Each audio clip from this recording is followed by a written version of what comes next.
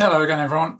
Right, we are back with the next talk from Sam Finnegan and Matt Grant, which is on breaking free from templates, why analysts should trust themselves with custom CSS in Shiny apps. And as ever, feel free to talk in the chat, but also add in any questions into the Q&A. Thank you. Hi, can you all hear me okay? Lovely, great. Okay, so hi everyone, thanks for coming to our talk. So I'm Sam, this is Matt, and we are Senior Data and Research Analysts at Cancer Research UK. We work in the Cancer Intelligence team. So if you're not familiar with that team, we basically collate and analyze statistics right across the cancer pathway. So from prevention, early diagnosis, core things like incidence, mortality, understanding treatment outcomes, understanding survival outcomes, that kind of thing. We do this at the UK level, at the developed nation level, and at the local level where data are available. And today, as part of that, we build quite a lot of Shiny apps. Today we're going to share, I hope, some sort of nuggets of wisdom that we've learned along the way, and about why people who build these sorts of apps should trust themselves to use custom CSS.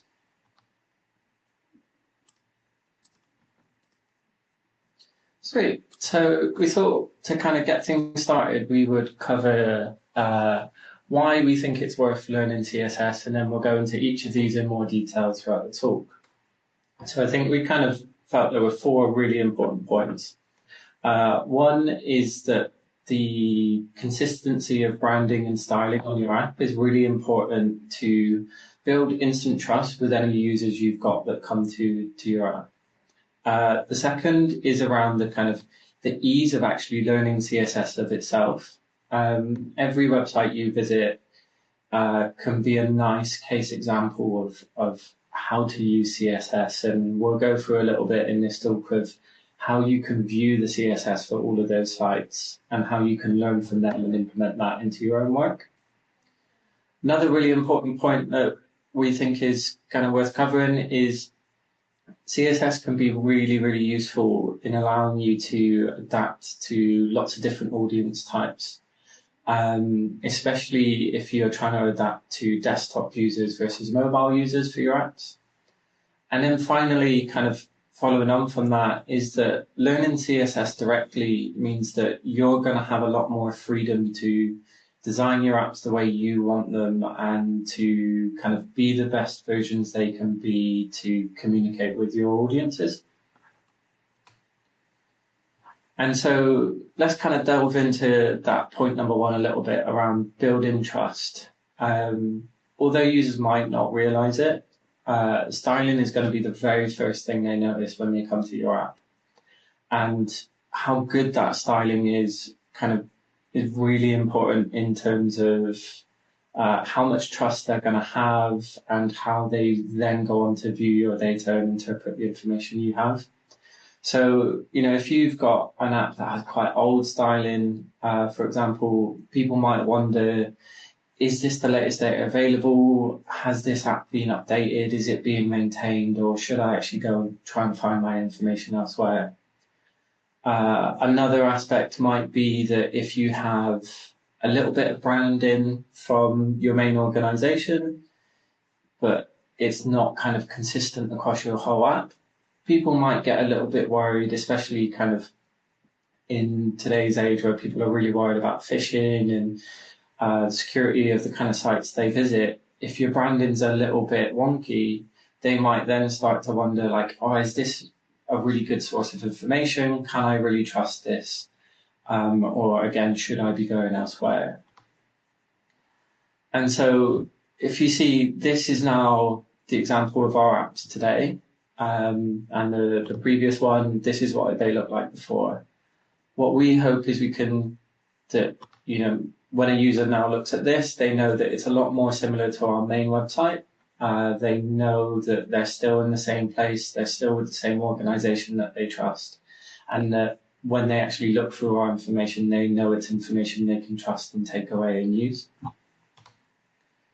Yeah, so you might be looking at this and thinking, oh man, I'm not a web developer, I'm an analyst, I work in R, I do data. But I think it's important to realize that actually Shiny is already translating our code under the hood into HTML, CSS, and JavaScript. So HTML is handling the content and the structure of your page. So if you have some text and a paragraph in HTML, that'll be in a P tag. If you have your headers, there'll be H1 or H2 tags. And then the CSS is controlling how those elements look, what colors they have, what fonts they use, the padding on some of the elements on the page, that kind of thing.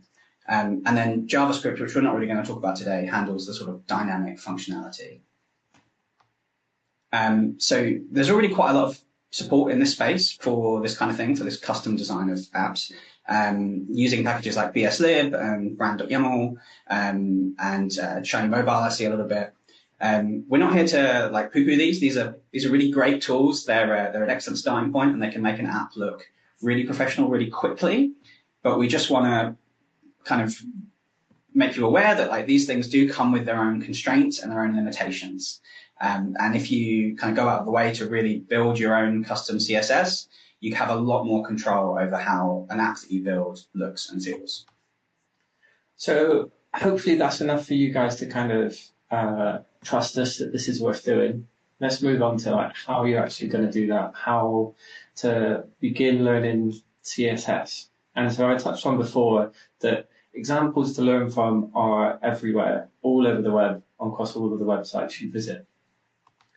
In terms of actually getting access to the CSS for all these different websites, every browser you use is going to have its own inspect tool. All you have to do is right-click on the web page and then go to inspect. On some, it might be inspect element or some kind of variation. This inspect tool is even available in RStudio. So if you're running your app in the viewer, you can still right-click in there and get access to the inspect tool. In terms of what it actually looks like when you're using it, you'll see something like this. This is one of the Shiny dashboards I've built previously. And so on the left-hand side is the web page that users will see. And then once you click the inspect tool, it will open up a couple of more panes. One will be the HTML view of your page. So this will be all your content and structure of your page. And then you can select an element within that HTML, and it will show you all the CSS that's being applied to that specific element. And this is a really useful way to see what's being used where. And so if we look at one of our main kind of .org web pages, me and Sam kind of went to these and we were like, how do we bring this into our app? And you can do the same inspect tool, get that same kind of view. And then if we look at, for example, above the title on this page, there's a little blue box that says health professionals. If I want, I can select elements on the page itself. So there's a little icon just here. When you click that one, it will let you mouse over any element in a page and then see the information for that element. So, for example, I've highlighted the health professional one, and we get to see the information for that. And then Sam will talk you through how you then bring that into your app. Yeah, so let's work through a practical example. So here we've got on the left the sort of main header area of the Cancer Research UK website, and we want to copy this donate button. We want to get our buttons on our Shiny apps to look like that donate button. So as Matt was just talking about, you can right-click, go to inspect, and then you can see the CSS class that's attached to that button. And then you can see on the right here all of the attributes that are attached that are styling that class. And at first glance, this looks kind of intimidating. There's quite a lot here. But one of the things that's really useful about the inspect tool is you can go in and you can tick and untick all of these little boxes.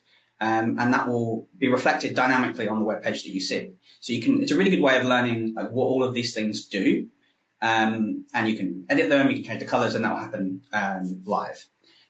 You can also then do a little bit of Googling, and as much as it pains me to admit it, you can ask AI. It's quite good in this area to help. I know I did a lot when I started learning this. So you've got the element that you want to copy. You then need to figure out how to target the element on your app that you want to change. So we've got here on the left an example of the default styling of a radio group button from the Shiny Widgets package. And you can see here, we've inspected it exactly the same way as we can do on the website. And you get these button, radio button, button default, active classes. So then you can tinker with this directly in the inspect view again, make all the changes that you want that you've learned from your previous practical example, and you can see that live. And then you can copy paste all of that directly into a style sheet that you then call in your app using tags link. So this is great. This is a really good way of learning, but I will admit it does sometimes get a little bit frustrating. So sometimes you have additional styling brought in from elsewhere. So you can see again this default Shiny Widgets radio group button on the left in the bottom left. Just next to it is that exact same element, and the only difference is at the start of my app I libraried BSLib, and that automatically brings in all of this additional styling from BSLib. You can see on the right here all of these little attributes with BS at the front of them. They're all part of the BSLib package. So sometimes you end up having to kind of fight other styling libraries, and it can be a little bit tricky to untangle. And then the main key part of this also is figuring out exactly what element you want to target. So I did some very careful cropping earlier when I showed you a styled button, and that's because the edits I made only actually applied to the active version of the button, not the inactive button. And that's because the active button has this additional class that I was styling directly. Probably what I should have done is styled the inactive one and then added some styling on the active one. But I think this plus the figuring out how to override the other elements brought in from other packages, it can be a little bit tough to untangle. And again, as much as it pains me to admit it, AI is quite useful here. So one of the things you can do, for example, is literally screenshot your whole page, your whole inspect pane, drop it into an AI and be like, hey, why isn't this working? And most of the time, it gives you a pretty good answer that at the very least will help you troubleshoot. Okay, so hopefully that's helped you understand how you're going to go about learning CSS and some of the intro bits to that. But one of the important things of learning more and be able to do that is making sure that you can accommodate different users' needs in your dashboards. And so when we were working on ours, we were having a great time using Shiny, and it made great sense for us, but we did some user research and the end user experience wasn't quite there. We worked with kind of some of our teams in-house to do this, and we got some lovely feedback along the way. We had people saying great things about our charts, which is everything we want to hear. People really liking the information in it, saying they'd use it on a regular basis. However, there were also a fair few gripes within it. We were seeing lots of people saying things around, they were mentioning the styling being different to our main website, and kind of questioning why that was, or saying that, once I learn how to use it, I'll really value this. And we kind of felt, we don't want people to have to learn how to use our tool. We want them to arrive at our tool and get on with it and get access to the information. That's why we built these things in the first place. Even worse than that, the experience was terrible on mobile. Our beautiful, lovely charts that we worked so hard on looked really janky on mobile. You had elements that overlapped the title, fonts were unreadable, and we also had a real issue with our main menu. So we had a sort of landing page and a sidebar menu that I think a lot of people will be used to in Shiny apps. And a lot of people just didn't even realize how to press this tiny little burger button here to open it in the first place. So they couldn't even get around their app. That was a real issue, especially because some analytics that we had showed us that maybe up to half of our users were on mobile. This is something we really needed to solve. And I think part of our change in thinking that helped us solve that a little bit was to realize that users valued the information that we had. They really valued the charts. They really valued the information, but they had to work too hard to get to it. So we needed to present that information in a format that was familiar to them. So that got us thinking that we should build our apps to look and feel more like a website. So this on the right is one of the apps that Matt showed you earlier that Matt and I worked on, and it's laid out a bit like a website. It has a sort of similar header, a similar navigation system. And this meant that our users didn't really have to think about learning the dashboard, learning how to use it. They could just get the information they needed. And this is something we accomplish with kind of a combination of R and CSS specific things. So we just talk about some of the R specific things first of all.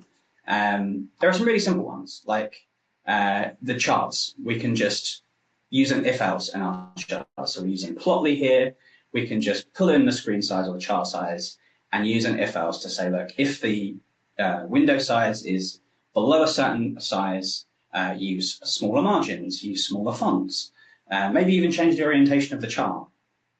It's quite a simple approach that I think people will be familiar with, but it makes a big difference. And then for the other main issue we had of the navigation, we had to really think about the home page, the landing page that people get to when they first came on our app. So this is the local stats hub that Matt built. And one of the things that he did early on was change that landing page to have a lot of key statistics right on the front page in these little value boxes. And on desktop, they would be arranged like 2 or 3 abreast, all the information you need kind of in one glance. And then on mobile, well, across both things, we have this function from BSD, layout column wrap, that allows us to reorient that information. So on mobile, those 2 or 3 abreast boxes go underneath each other, and people can scroll like they used to on their phone. And then they can use on-click to click on those boxes and navigate around the app. So that meant that people didn't even have to bother with the side menu at all. But that's kind of some things, but some other things, better menu navigation, it really did require more custom CSS. Yeah, so let's look at those CSS ones. And some of the approaches within these will mirror some of the approaches you've just seen for Sam's R-based solutions. So one example, again, from our main website was that our main website uses a lot of negative space either side, and then it keeps the kind of central column a certain width. And so we can bring this in with CSS. So it was these kind of 4 lines of CSS was all we needed to do that. We would put a div, we would put all of our content inside that div, and then we would give it a maximum width, and we would use some CSS to say, automatically figure out what the negative space should be. And then when it resizes on different windows, it's going to take that width out of the negative space and keep it for the central one. On mobile, we needed a slightly different setup for the same div.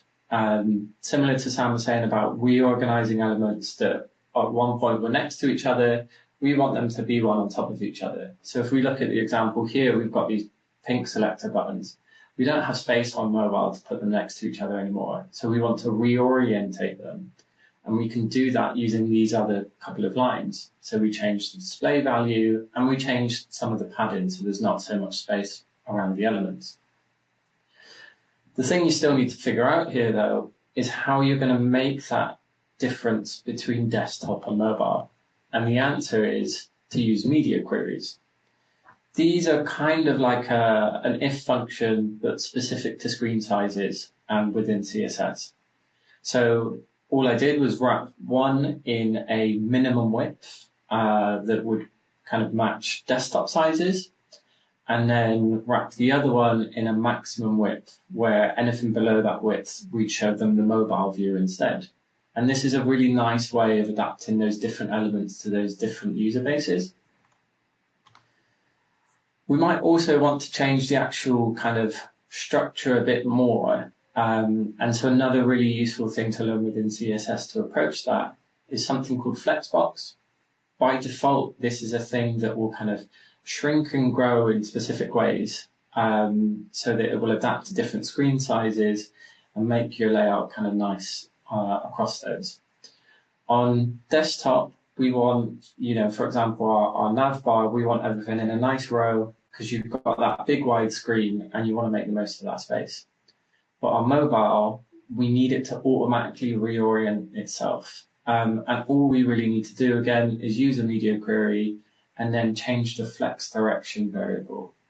And like Sam said, if you're not sure which variables to change or what to put in what media query, there's loads of really good tutorials out there. You've got the inspect tool to look at other websites, and you can use AI to check in and be like, I've tried this, I've tried another 14 different ways and it's still not working, please help. And often it gets you going in the right direction.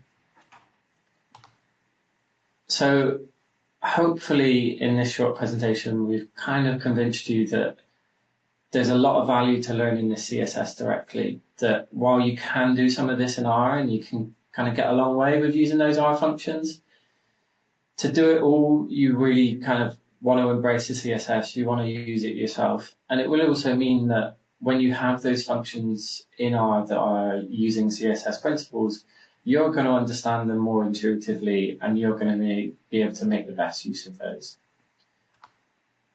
We thought it might also be useful to end this talk with a little bit of active takeaways for you all. So we thought we'd list 3 things you could try this week. So have a look on any of the websites you're on, open the inspect tool, see what you can see, explore it, copy one of those things over to one of your own apps and see how it applies differently to yours.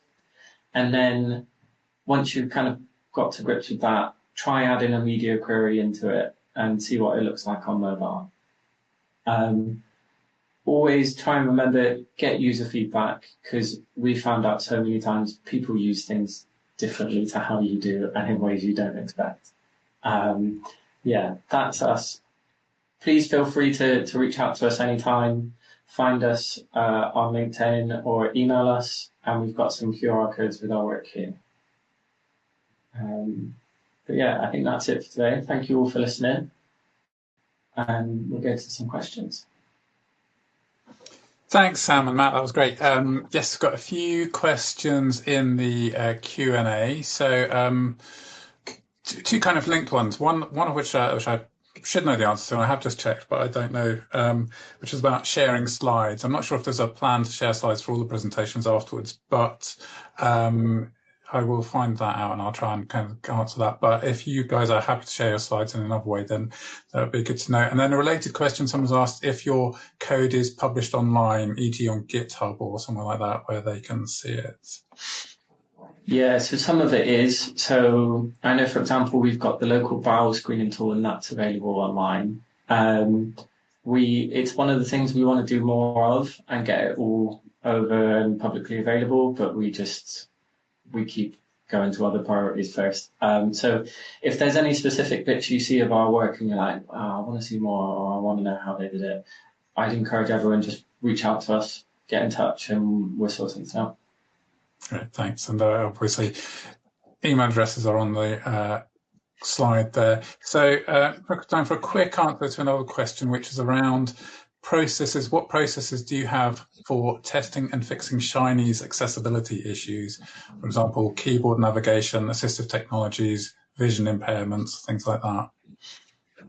Yeah, this is something we are kind of new to be honest. We were pretty naive in this area, but we're really trying to get a little bit better. So we are making and using this using, there's a Lighthouse is a system that can go through on Google and see how accessible page is. There's also a tool called Wave, where you can install it as a browser extension, right-click on it, and it will show you anything you've got on your app that doesn't have alt text, for example, or kind of anything like that, like elements that don't have anything underneath it when they should, that kind of thing.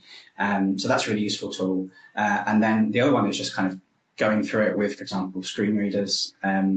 Just installing a screen reader, looking how it goes through your app, how you can get through it with a keyboard navigation, and just sort of play like bug whack-a-mole, I think. We are just starting in this area. It's something where our future apps are going to be a little bit better at this.